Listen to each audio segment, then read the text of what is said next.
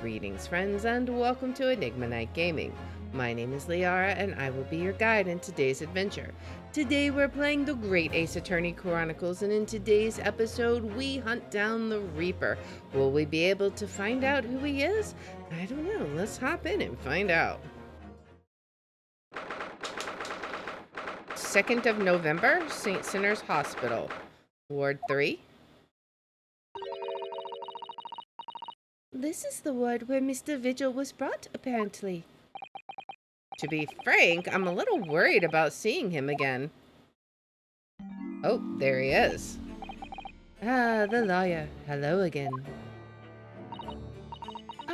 Are you feeling better now, Mr. Vigil? So he had, passed out in court? Yes, thank you. Somewhat better. I'm so sorry to have caused you to... I mean, it was because of me. If I hadn't exposed your secret and forced you to remember things you'd obviously tried to forget. He seems so dramatic. The prosecutor was here until a few moments ago, too. You just missed him. Oh, Kazuma beat us to it. He said much the same as you. He was very apologetic. But the truth is, I brought all this upon myself. Please, don't think like that. Keeping it from Evie, my wife, all these years, I've carried such a sense of guilt. But that's not the worst of it. Over time, I obviously came to deceive myself as well. You mean about your dismissal? He's so dramatic about it. Looking back now, I'm beginning to think that perhaps Inspector Gregson didn't stumble across me by accident at all. I mean, he compensated me so generously for acting as his stand-in. He was clearly concerned for my well-being and doing what he could to help. So perhaps Gregson knew exactly what had become of Mr. Vigil all along then. He was trying to be a good Samaritan then? I'm sure this is just desserts for 10 years of lies and deception, but it wasn't me that helped the professor escape 10 years ago. It wasn't me. Oh man, so what happened then? I swear it's true. Oh boy. Oh, Mr. Vigil. What exactly is going on? I'm sure you'd rather not dredge up even more from your past at this time, but if possible, could you tell us exactly what really happened? He so looks like he's capable of doing that, guys. I want to. I need to get all this off my chest. I want someone to tell me what I should have done. Okay. I mean, we'll be happy to do that. Just tell us what all happened. Gregson's request. Inspector Gregson was obviously engaged in a special operation of some sort. He was investigating something that even Scotland Yard couldn't know about. Details of the Reaper's marks, yes. So he's trying to track that down? It was when he had to carry out those investigations that I would take his identification and impersonate him. You'd pretend to be the inspector and carry out investigations on his behalf. Oh no, never! A common street peddler couldn't possibly carry out a proper police investigation. All I would do is go to the specified location and make a little hoo-ha. A little hoo-ha? Just something to leave an impression, so everyone there would think a detective called Gregson was here. So, that's what you were doing on the day prior to the incident. Yes, he asked me to make an appearance at the park on Lime Street for the Red-Headed League event. So, as usual, I flashed the inspector's identification around and was very vocal about my presence. But then you were taken prisoner by those red-headed fraudsters. Yes. So you would always make a point of showing Gregson's identification and generally being loud. That's what the inspector asked me to do, yes. I mean, he was very good at his job. Well, that's one way of becoming a legendary detective, I suppose. Not a good one, though. I mean... And as you know, I suffered this bruising around my neck at their hands. But the following day, they kept their word and released me. Without returning the inspector's identification to you, however.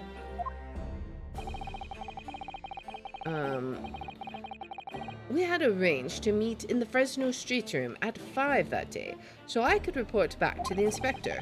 But at the agreed time, that's when I heard the gunshot, which I think we determined was actually fireworks, right? Okay, what about the prison escape? Tell me about that. It was at midnight on 17th June, 10 years ago. That was the time scheduled for the execution. But the professor's execution never actually took place, did it? Or rather, the execution itself must have been used to effect the plan of escape. I hardly dared to imagine what a chilling plan it was. Barclay was renowned for being the highest security prison in the country. Everything that went in or out of the place was searched multiple times. But there was one notable exception. Or rather, one notable loophole. Something that was never questioned. Was it like the garbage, or was it like stuff from the morgue? I have a feeling I know what that loophole was now. The coffins into which the bodies of the executed convicts were placed, correct? Yeah, that makes sense. Yes. Okay. Once the coroner had confirmed the death of a condemned convict, the body was taken in its coffin for immediate burial in Lowgate Cemetery just behind the prison. The chief warder first had to sign the necessary papers, which was you, right? And after that, no member of the staff was permitted to touch the coffin containing the body again. Alright, so Iris is very confused. Or very surprised. When executions took place, only the executioner and coroner were permitted inside the chamber. I would wait in the adjacent room for word that the condemned convict was dead. On that occasion, once I had that confirmation, I went into the mortuary to find a lone coffin as usual. The procedure was that I would sign the paperwork, having checked the coffin, then nail it shut. Okay. But for some reason that day, the coffin was already nailed shut. That was part of the plan, I bet. No. I didn't think anything of it at the time. I assumed that my deputy must have checked the coffin and nailed it shut before I arrived. So you mean the coffin contained... Yes, I can only imagine that Ashogi, having escaped his execution somehow, was alive inside the coffin. Oh man. The coffin was then taken out through the main gates and deposited in Lowgate Cemetery. Presumably, there wouldn't have been enough air inside to breathe for long. So, in the early hours following the burial, somebody dug up the coffin again to set Genshin free. But in the end, he was fatally shot in the graveyard anyway. I wonder if he was. Like, maybe that was all a ploy too. Maybe he's the Reaper. I don't know.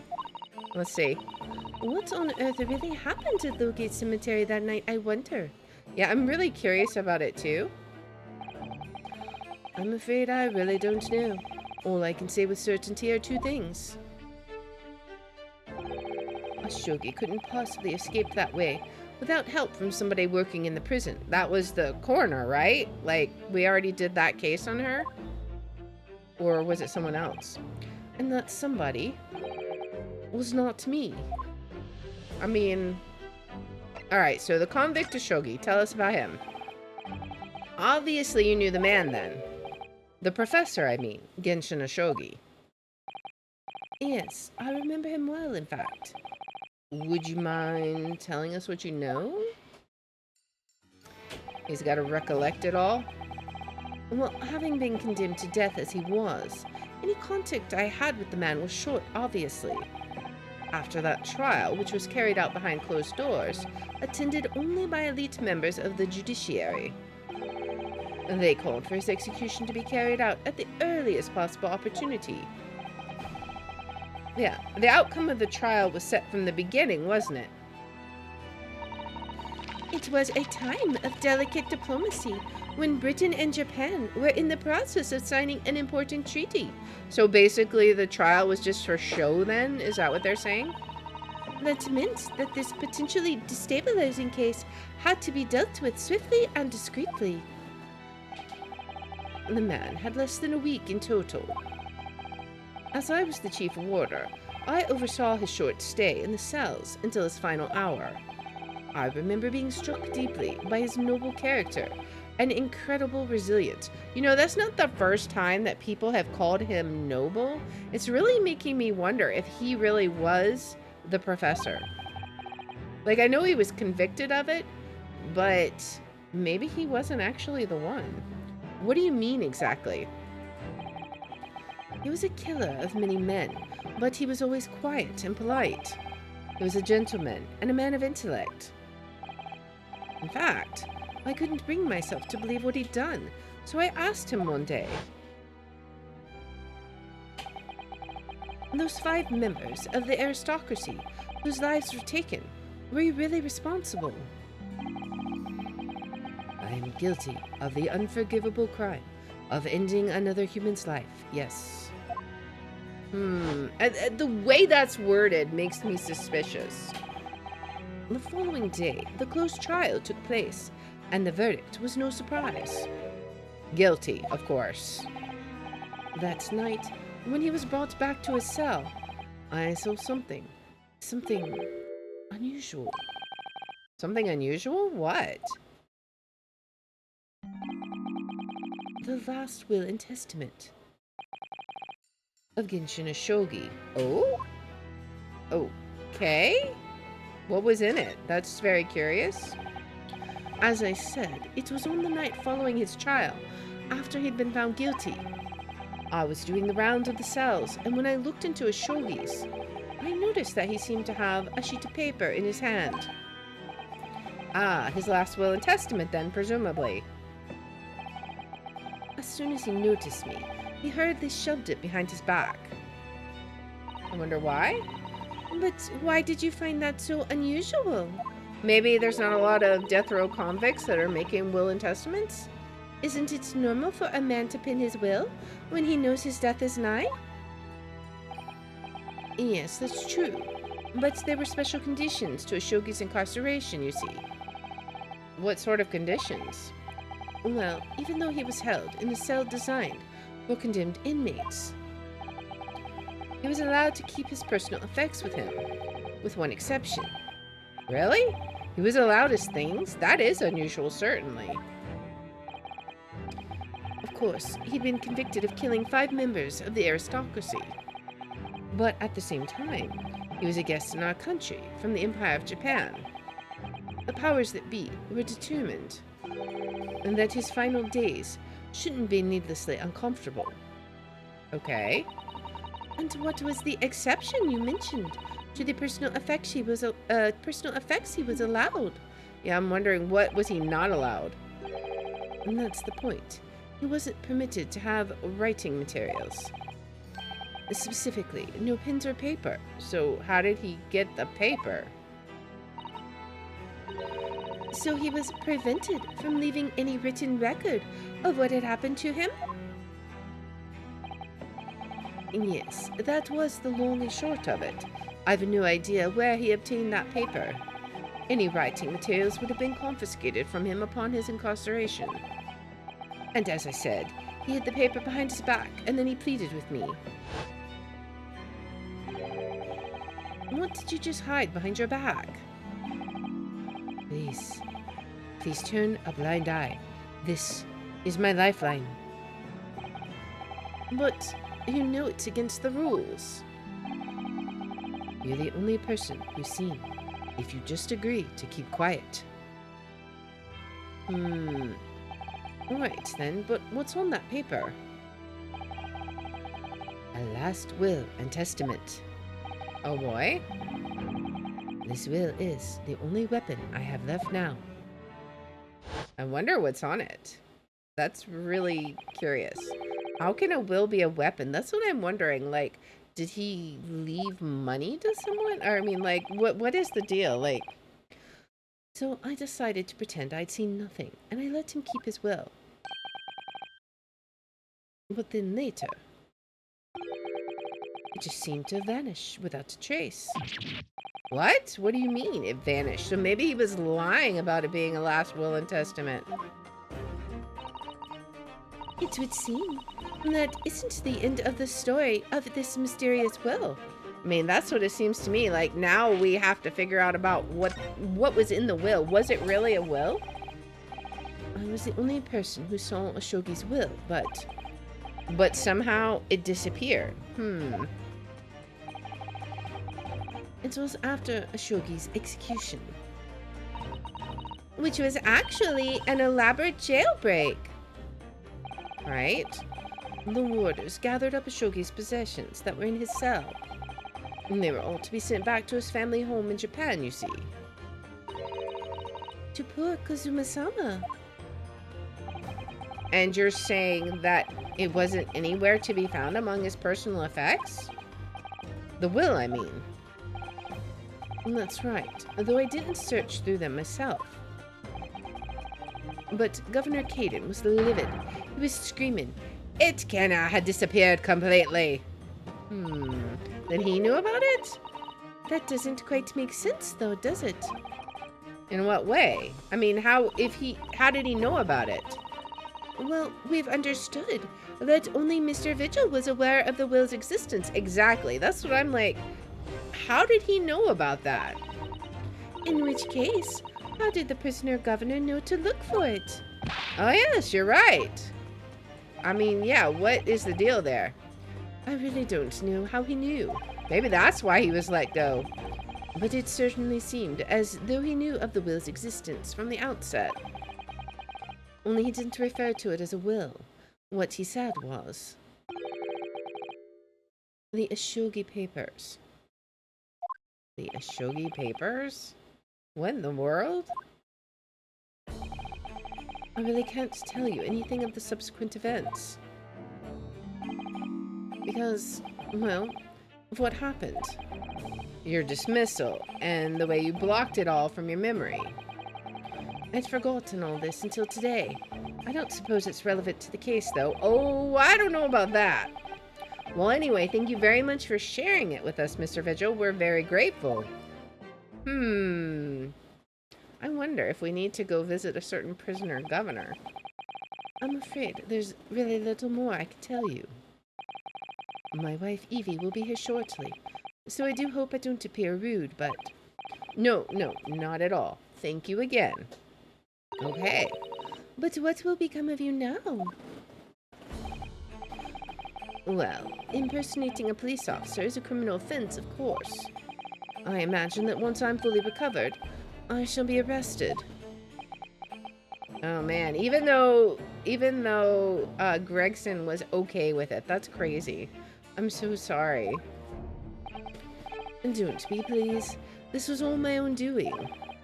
I always knew that this day would come. Well, I wish you well. Goodbye, Mr. Vigil. I mean, that's kind of a sad end to his little tale there. Ah, before you go, there's just one thing. Oh, yes? What is it? It must have just come back to him? The Ashogi Papers. Did you just remember something?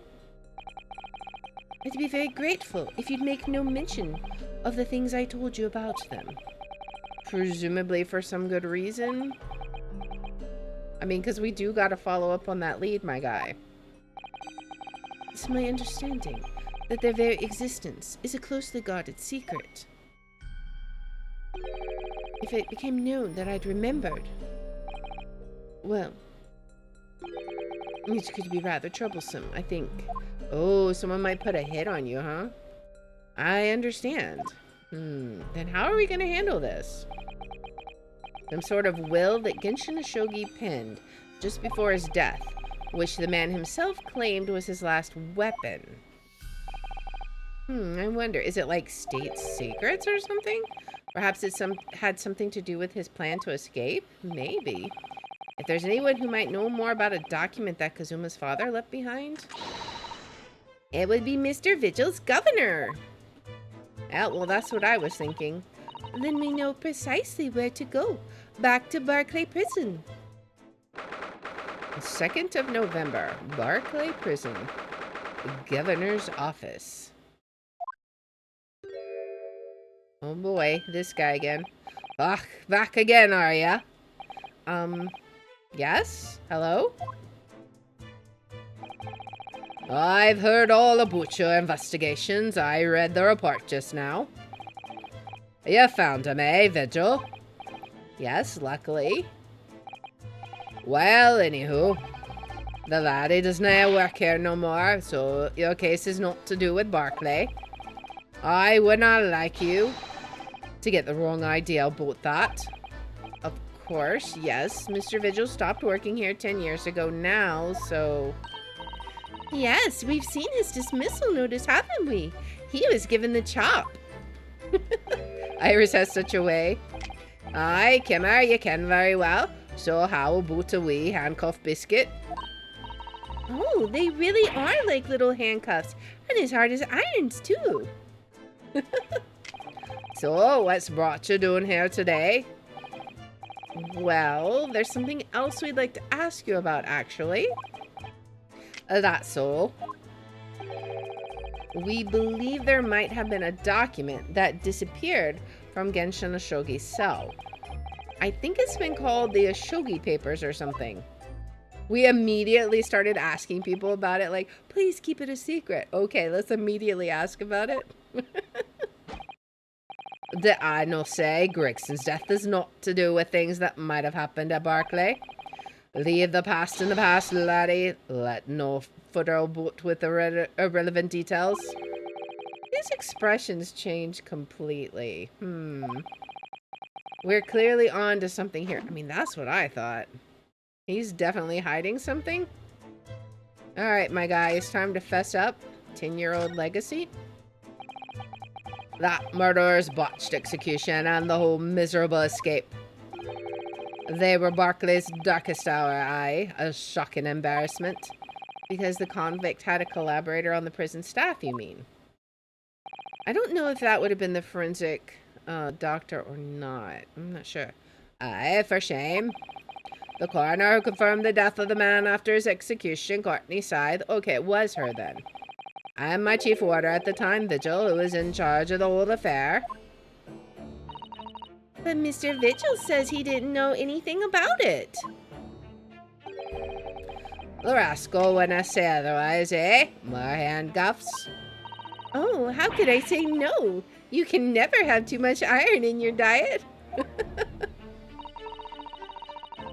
When Mr. Vigil was handed his dismissal notice as a result of what had happened, he was so despairing he jumped out of your office window, didn't he? I didn't like to say, but that's just Vigil trying to get out of it. Do you not think he would not have jumped from the shock of his crimes being exposed, eh? I do. You wouldn't say otherwise, though, would you? I mean, that's true. Of course, I cannot shun all responsibility myself. I shouldn't have let him deceive me. Actually, there's barely anybody that kens what went on at the time now. Gregson having been murdered and Dr. Scythe forbidden from having any visitors. No visitors? Someone obviously doesn't want her giving anything away. This seems to go way deeper. Well, we're not going home empty-handed. Iris is definitely going to get her way. And I wouldn't kind of sending your pocket with note, Kimmer. Here, take a handcuff or two. Oh, well, it would be rude of me to say no. Wouldn't want to become anemic. Oh boy. I suppose if there's anyone who might still ken about what happened back then, it'd be that last from the forensic division, Mariah Gorey. Oh, this is a new person? Maria Gorey? I, Side's daughter. Oh man, we met her. She was kind of freaky. She did not have no more, just the one. But the wee bairns followed in her mam's footsteps. You did not ever see her without a scalpel in her hand. And she seemed a little crazy when we met her too. Ah. Oh boy. Yeah. This chick. I remember her now. Mama, what is this? Where did she spring from? And did she just call the doctor Mama? She's like wearing a plague doctor mask. Dr. Scythe's daughter, Maria Gori. We could do with talking to her.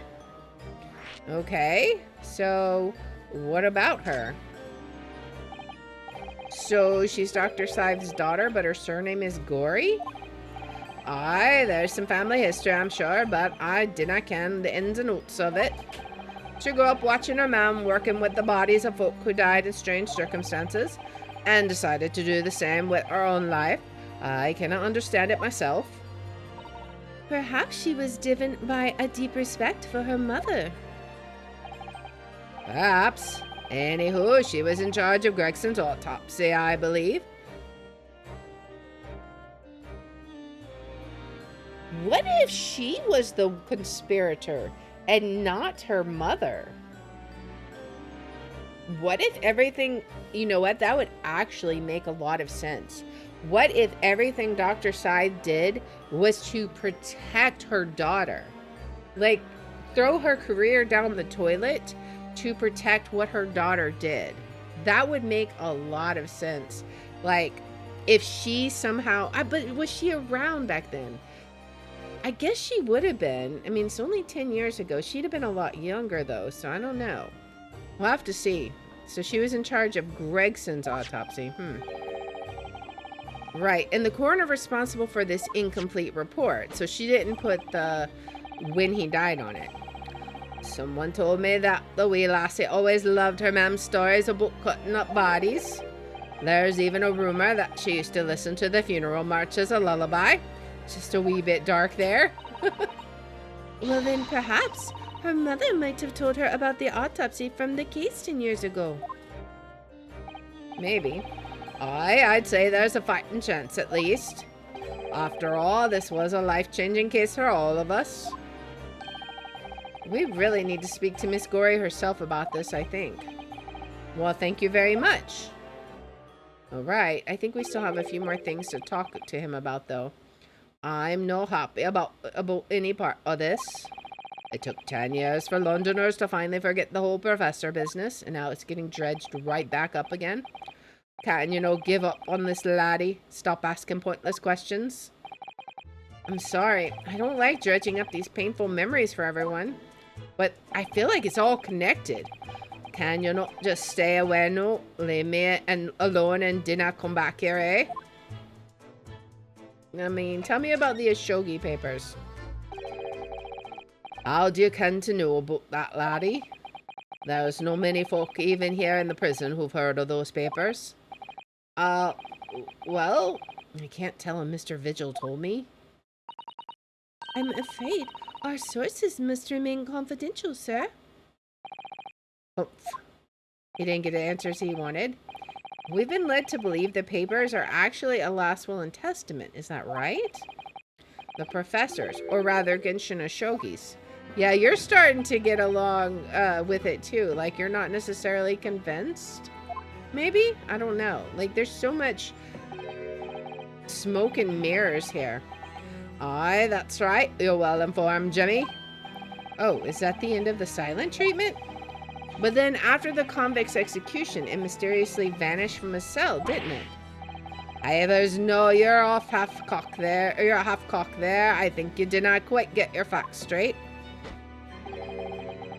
It was there in the cell exactly where it should have been. Oh, not what we heard elsewhere. Does he have it? Let me just have a wee hook around here. I'm sure I can find it. Oh, really? Aye, here you are. See?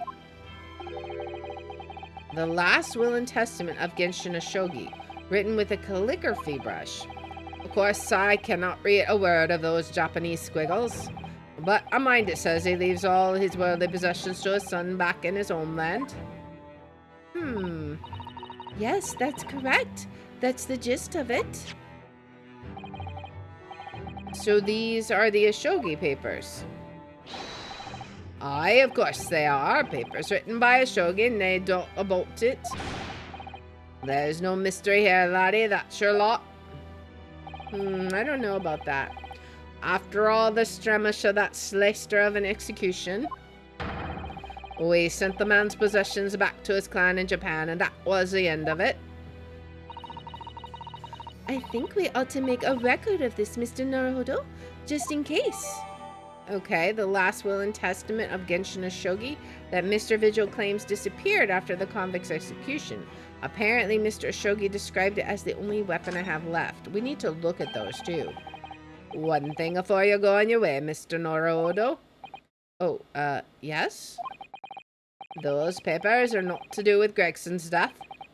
I'd prefer it if you did not make no mention of them outside this office, or rather, I just prefer it. Consider it an order from the highest levels or government. Really?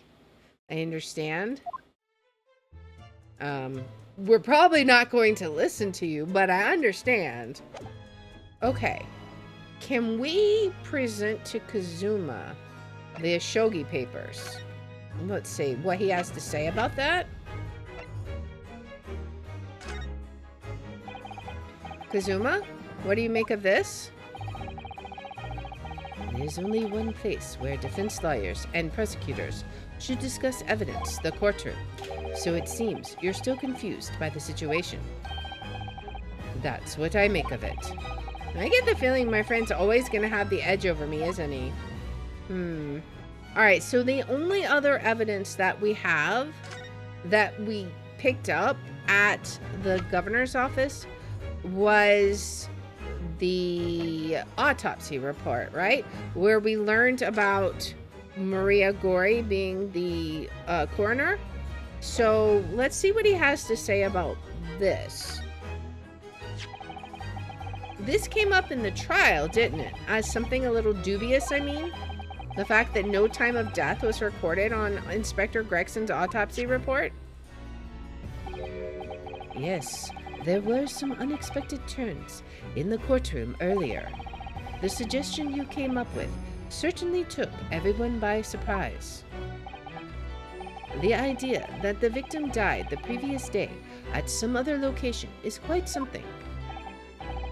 Well, considering when the pocket watch had stopped and the scorch marks on the candle, it's certainly a distinct possibility. The evidence in the scene both point to it.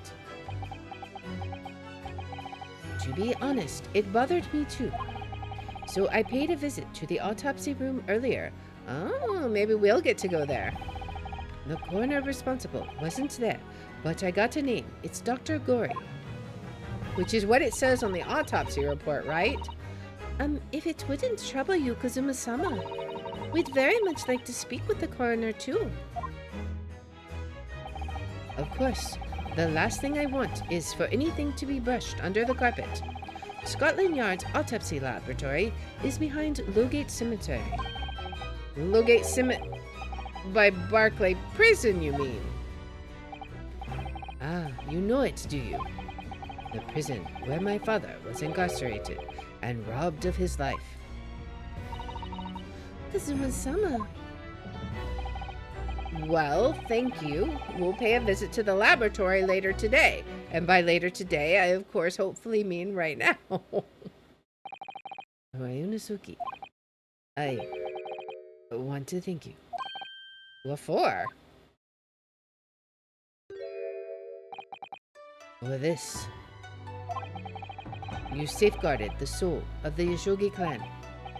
Well, it is a famous sword that's been in your family for generations. My only slight regret is that I never got the chance to draw it before I returned it to you.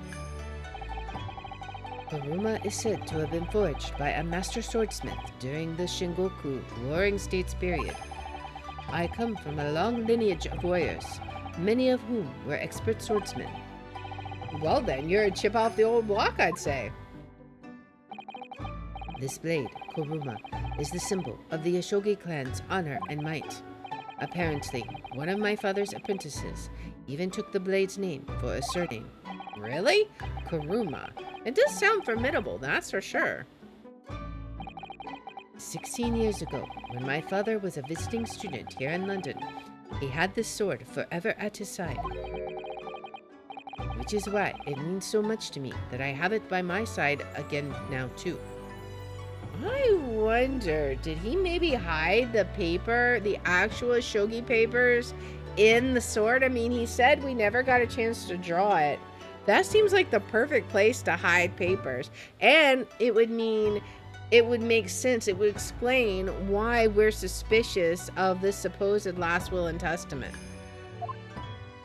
I wonder. And that is all thanks to you. It was an honor. I'm very curious now. Will we get a chance to find out? He's had the weapon this whole time. Now, I have preparations to make for tomorrow. Perhaps I said a little too much. I mean, he was sort of like our old friend again. Kazuma, you've changed. No, Ryunosuke, I haven't changed at all. It's you who's changed. Have we? I can completely understand your resentment of Lord Van Zeeks given what happened. But the fact is, those events in this case are, well... Unrelated? Is that what you want to say? How can you be so sure? What do you mean? Never mind. That man is the Reaper, and it's for that reason that the inspector was killed. I'm going to prove as much in court tomorrow, by whatever means necessary. I can't let you do that, Kazuma. I know you'll do what you have to as a lawyer, but I'm sure I don't need to tell you that I won't be taking any prisoners in the courtroom. Oh boy, I would expect nothing less. It's gonna be an epic courtroom battle, man. Until tomorrow then, in the Old Bailey. Alright, so we hopefully... Yes, okay, now we can go finally to the forensic laboratory. Let's go check it out and talk to Maria Gori. It seems to have gotten a lot more twisted since her mother is gone. I mean, my, 2nd of November, the forensics laboratory. This place really is creepy, isn't it? Well, being a dead room, it's probably full of the spirits of the dissected. But actually, there's a rather pleasing scent of roses in the air. Well, being a dead room, the coroner probably needs a bold scent like that to mask the odor of death. I mean, always the realist. Iris? Do you think we could change the subject? Oh boy. She's cutting something. Shink, shink, shink, shink.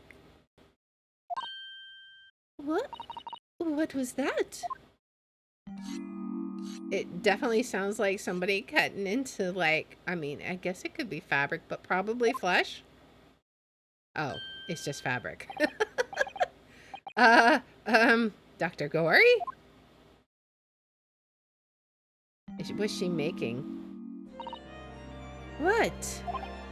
That noise before? Oh, I was sharpening my tools. I'd be dead meat if I didn't keep a perfectly clean edge on them. Oh boy. Right? When following the collagen fibers in the dermis, an expertly sharpened scalpel cuts like cheese. Would you like a demonstration? Oh, yes, please. I'd love to see. I love how Iris is just not affected at all. Like, completely unaffected. And then I think you'll do nicely. No, I wouldn't do nicely at all. I mean, maybe some other time. Disc. Was that a tut? Well, we came here to ask questions, so... She's sharpening her knife for us. Let's talk to her. Time of death. Then we need to find this out. We have actually met before. I'm a lawyer, if you remember. You're not dead yet. What? So Mama said I wasn't to cut you open. She's so strict about things like that. Well, good. Dr. Scythe has some scruples at least. No cutting open the living. Oh dear. It looks like she's not interested in talking to us. For the time being, anyway. For the time being? You mean until we die? I hope that's a way off.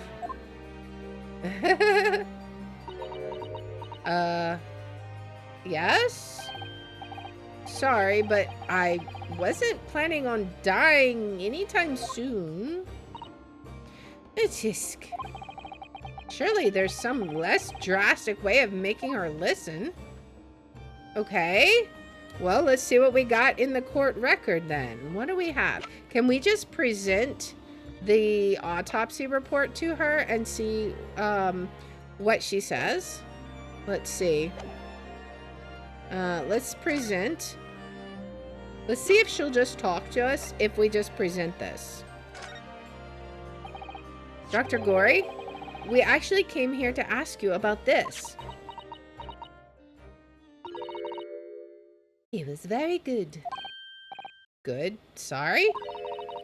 His skin didn't snag my blade once, and very little mess. His joints dislocated easily, and his muscle tissue was a pleasure to work with.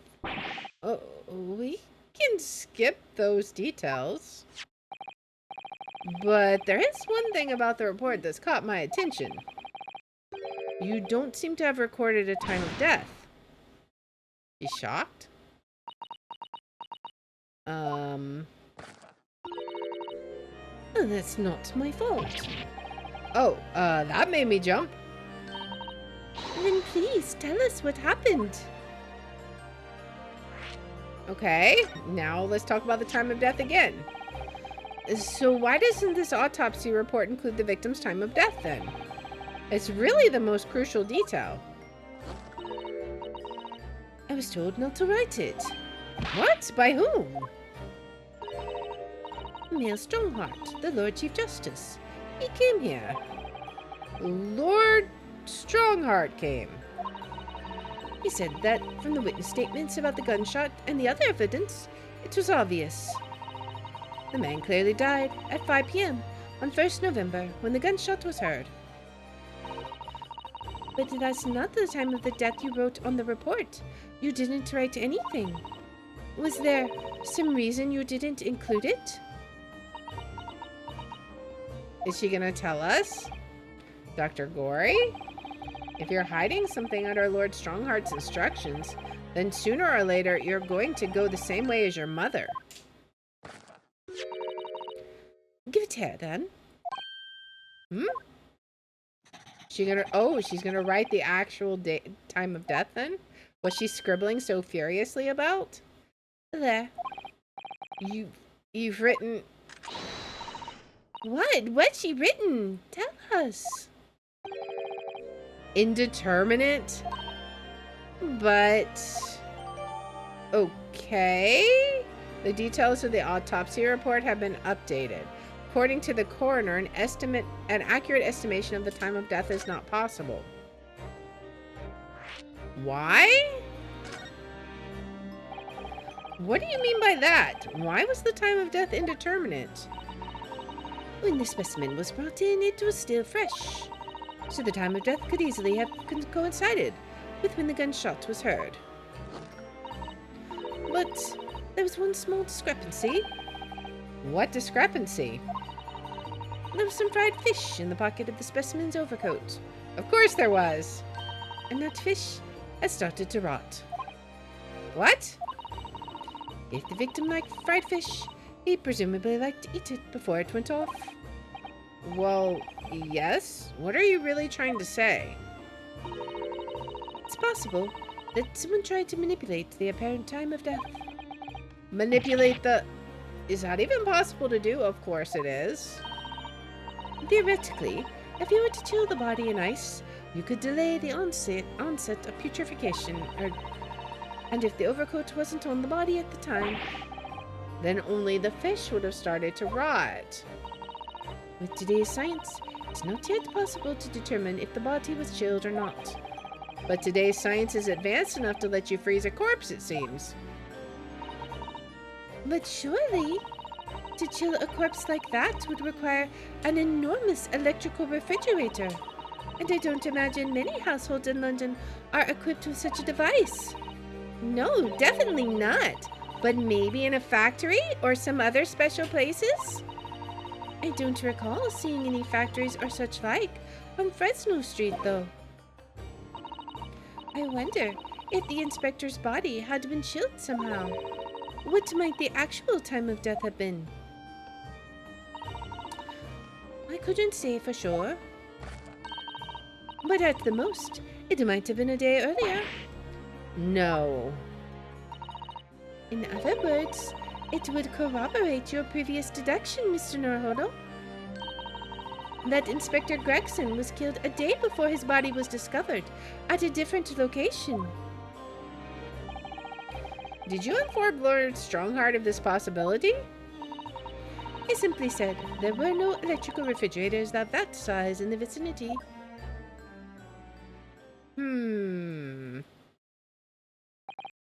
Oh yes, one other thing. It's something the governor of Barclay Prison told us.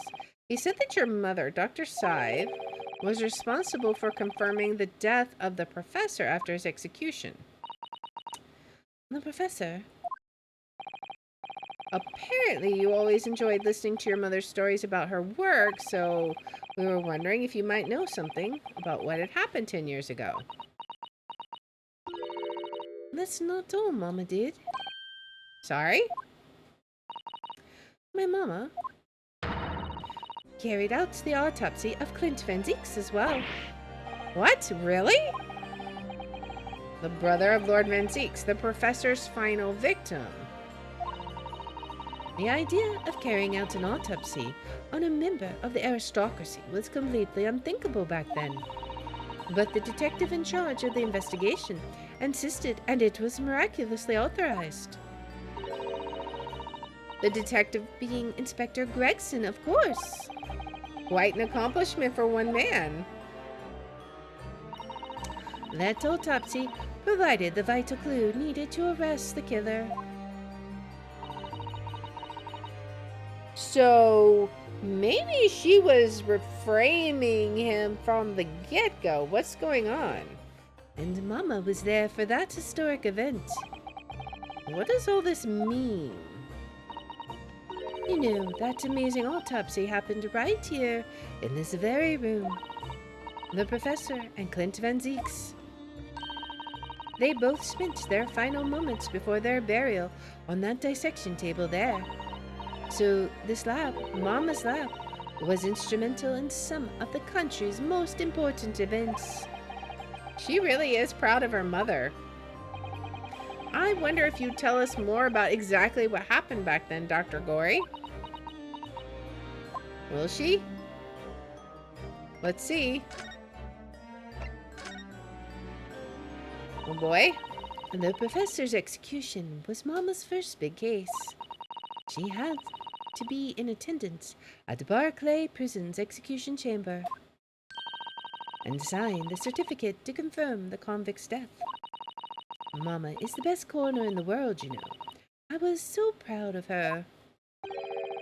But the execution didn't actually take place. No, and worse still, Mama actually helped with the jailbreak. I didn't want to know. Oh dear, you found out recently, you mean? I believed in her, in Mama, but now I wonder if I'm starting down the same path as her. Because of this signature. You mean because you admitted the time of death on this autopsy report? But that's because Lord Strongheart forbade you from including it. Just like Mama, I'm sure she was coerced by somebody too. I mean, that's probably true. Yes, that's my feeling as well. There's something deeper going here. There's no doubt that there were powerful forces at play 10 years ago. The execution couldn't have been staged without a lot of people at the prison knowing about it. Obviously, the prison governor must have been in on it as well. The big man with the little handcuffs? According to what he told us, he was tricked by the chief warder. He says he knew nothing about it. Of course he said that. I'd say the same thing. Just who was behind the jailbreak all those years ago? Are we ever going to find out the truth? Tell us about Clint's autopsy. What was the key piece of evidence? You mentioned the autopsy of Clint Van Zeeks. It was at a time when carrying out autopsies of murder victims was very unusual. It's still not a practice that's observed in our country, even now. It turned out that he was the professor's final victim, and when the autopsy was performed, Mama was present, although only as the secondary assistant. The person leading the procedure was called Dr. John H. Wilson. Uh-huh. Really? Really? That's right, my daddy. And there was one other person present, the primary assistant. He was a visiting student from the Far East. Wait, a visiting student? It must have been my father, Eugen Mikotoba. I had no idea Professor Mikotoba had been involved in something so important. Man, all the key players are coming back together. But the outcome of that historic autopsy was the discovery of a vital piece of evidence that led to the capture of the professor. Or was it? So that's how they came to identify Genshin Ashogi as the infamous mass murderer? Do you happen to know anything about that piece of evidence? Can you tell us any more?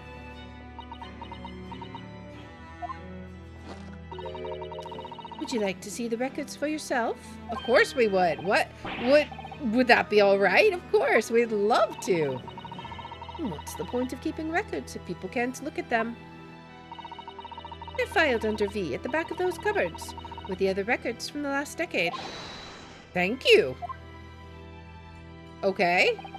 Let's see. Van Zeeks. That's strange.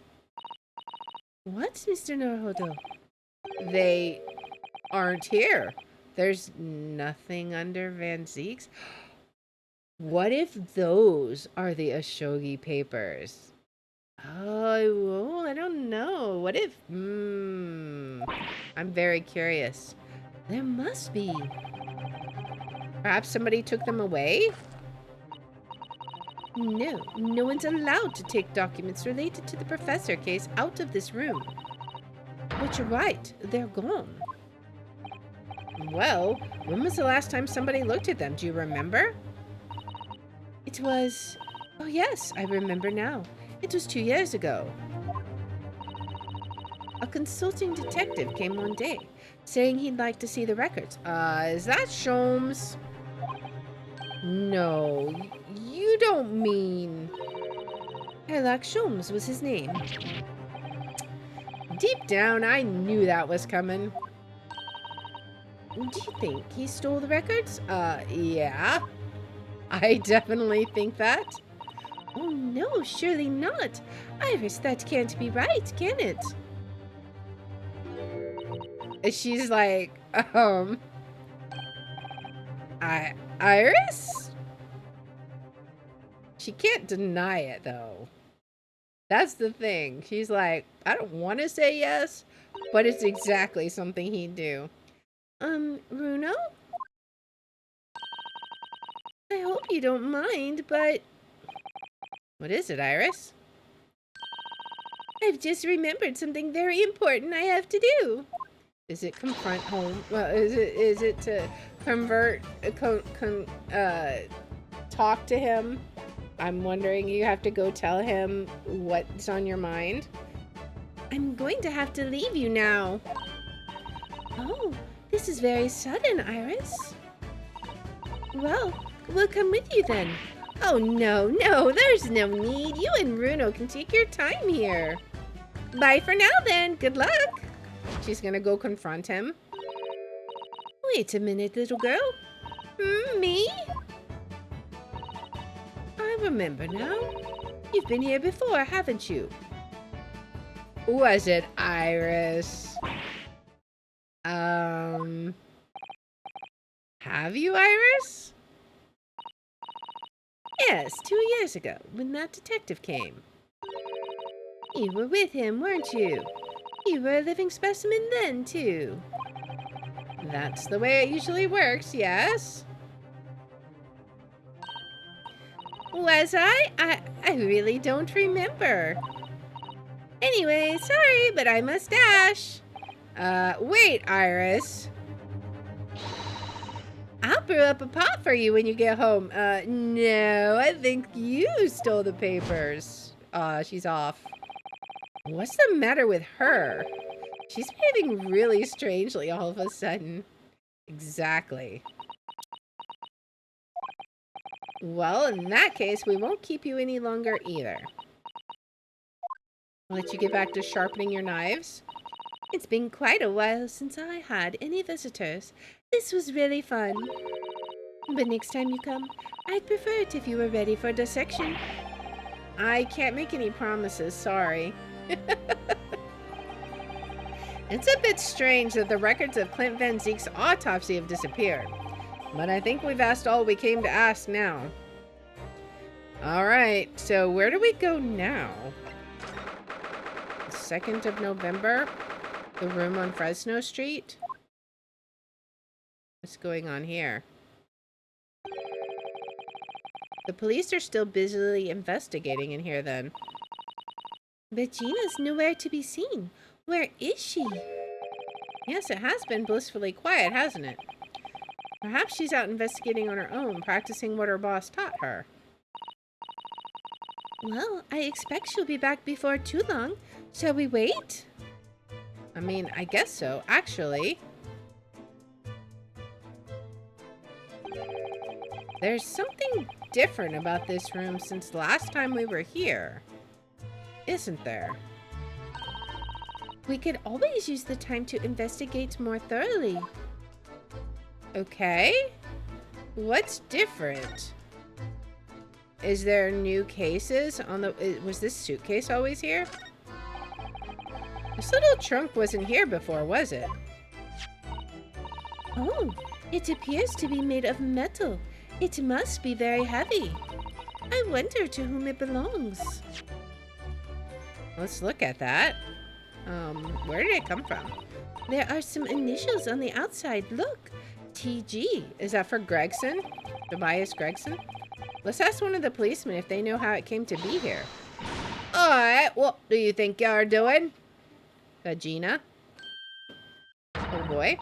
That's my trunk, that is. Hands off. Gina. Oh, where were you hiding? I dunno, you leave something unattended for a few seconds and every time Dick and Harry's got his greedy eyes on it. Just a wild guess, Gina, but... What? Spit it out, Odo?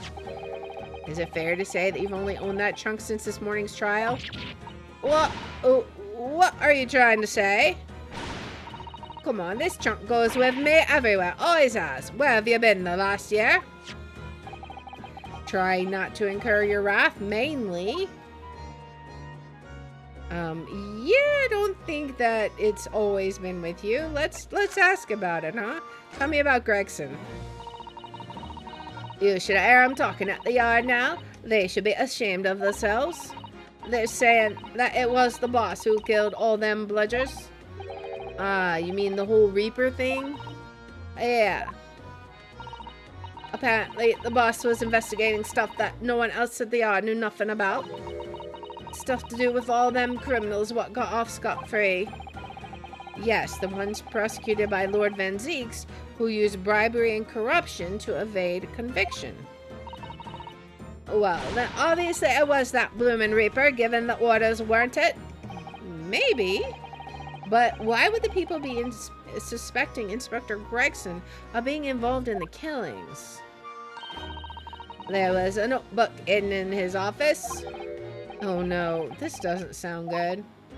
It had details about all the crimes that have been pegged as the Reaper's work. What? No. Did you see it, Gina? Did you see that notebook? They wouldn't flame and let me, cause I'm just an apprentice apparently. But it was me who found it, and he was my boss. That's right. I was pretty miffed about it, so I sneaked a peek at what it said anyway. Oh. That's our Gina. And what did it say? Do tell. So you managed to see what was written in Gregson's secret notebook anyway, did you? Well, I see it. It's my right to read what he wrote. And what had he written, Gina? Dates, times, places, names, and a long list of them. All details about the budget are supposed to have been done in by the Reaper.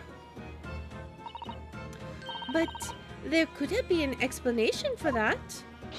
Perhaps it was a record of the inspector's investigations into the Reaper's activities. Exactly, that's what I said. That's the first thing you'd think, right? As it happens, it was full of names I recognized anyway.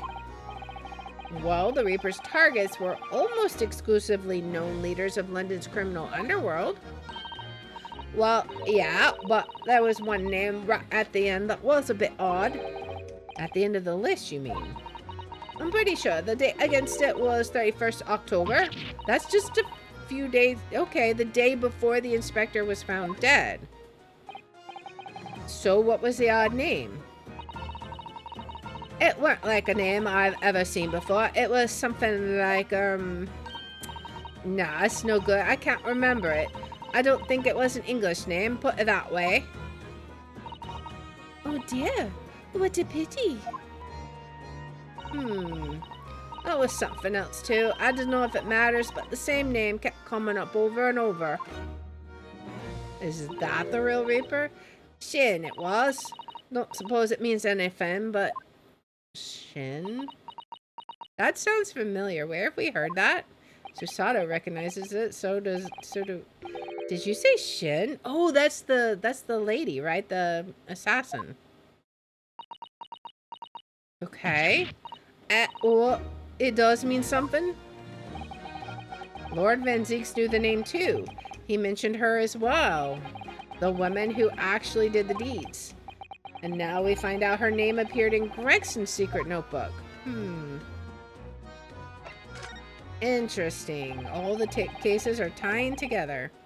We haven't seen you for a little while, have we, Gina? Well, of course not. I've been busy, ain't I? Investigating and that. The lads at the yard are trying to trace the boss's moments the day before it happened. The day before, that would be the undercover investigation into the Red-Headed League, then. Only the boss didn't go, did he? You found some cove what was pretending to be him, didn't ya, Odo? That's right.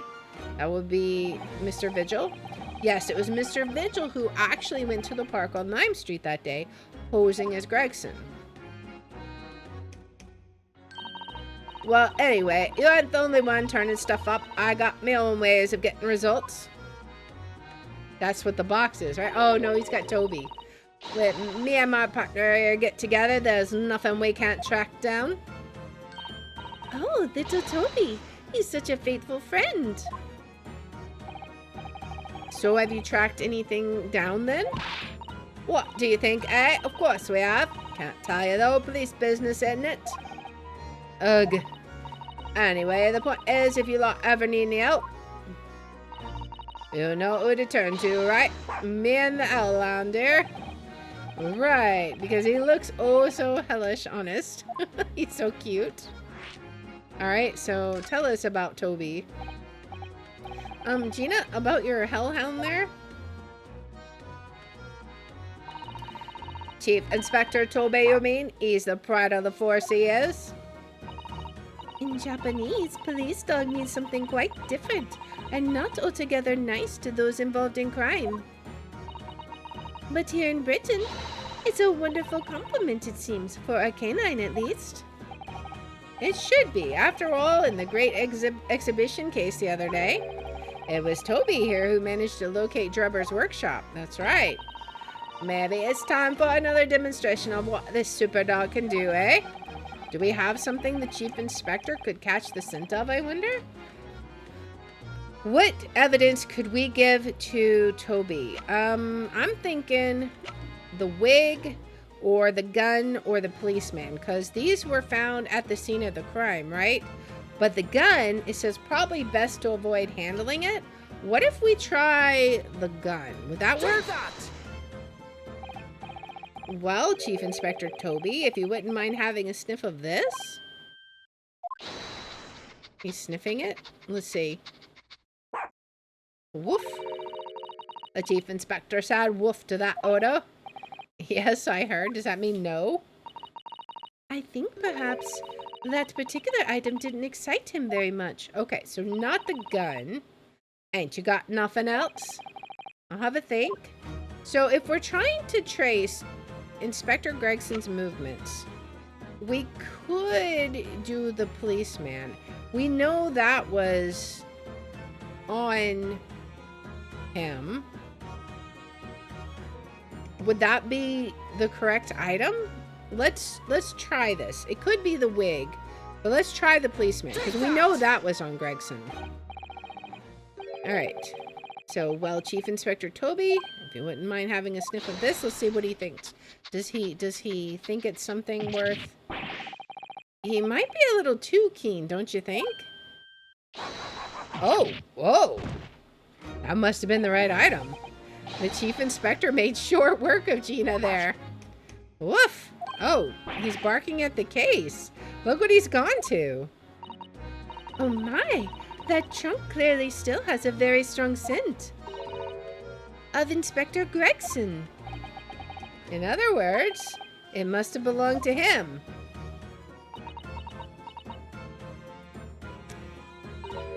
Oh, all right. It's a fair cop, I suppose. And you nearly got away with it, too. You'd always talk so proudly of Chief Inspector Toby's nose and what it can achieve. Did it not cross your mind that he might identify something that is right next to us?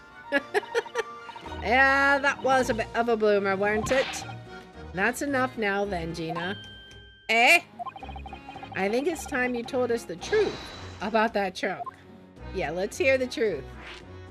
What's in it? I want to know. It weren't like that. It just weren't. What are you talking about? I know what's gone through that head of yours, but that ain't what happened. Alright then, what did happen? Well, like I said before, we were trying to trace the boss's movements. So I let Toby here have a whiff of the boss's overcoat. And as soon as I done that, it went off like a shot. Straight to that sandwich. To a sandwich, not to a bag of chips. Mr. Naruto, I believe Gina means the witness. Oh, Mr. Sandwich. Oh, I forgot about that sandwich. Yeah, he had it in between them wooden boards of his, the boss's trunk. You mean when they heard the sound like a gunshot and all piled in here? Exactly. It nabbed it from the scene. Goodness. Man, the Chief Inspector gave that sandwich a good grilling, and you know what he said? I thought it might fetch a good price and the chap wouldn't be needing it anymore, so... But that's all I did. Nothing more and nothing less. Would you Adam and Eve the cheek of it, eh? Still in the dead boss's stuff to flog. So Miss Venus wasn't the only one to meddle with the scene of the crime then. How could they? So anyway, that's how it happened. And it's a pretty decent chunk, so I figured I might as well make use of it. Is there something wrong with that, eh? Well, maybe you and Mr. Sandwich should try to find the answer to that question together. I wonder if we'll be able to look in it. I think perhaps that trunk should be turned over to the police, don't you? What are you on about? I am the police. Gina, if you wouldn't mind, could we maybe examine it? Yeah, alright then. Do what you want with it. Thank you. We shall make a detailed record of our examination of the evidence.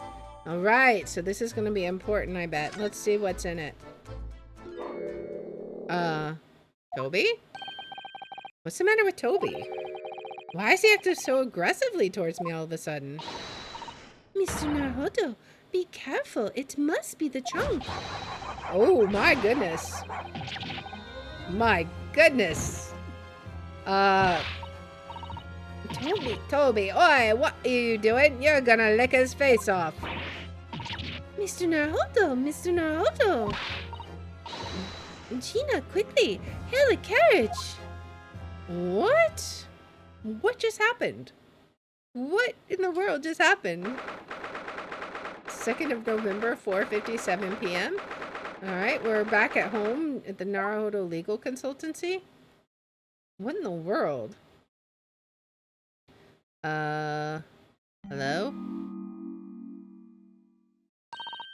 Oh, Mr. Naruto, are you alright?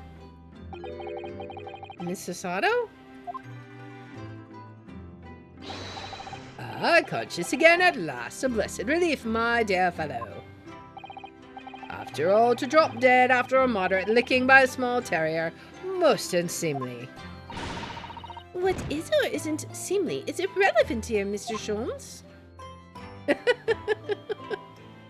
Everyone's afraid of Sasato. I'm so glad there's no lasting damage. How are you feeling? I'm fine, thank you. Did you bring me back here?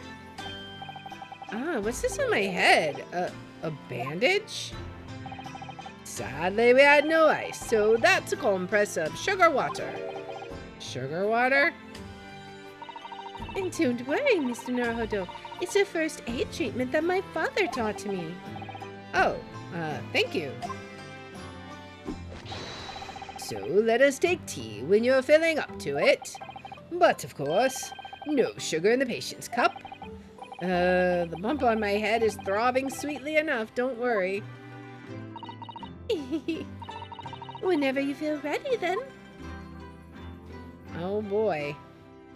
Well, first thing I want to do is I want to look in this. Do we still have the box? I want to look at this and see what's here. There's a scratch here. Have you seen this huge gash across the side of the trunk here? It's gone right through the leather and into the metal behind.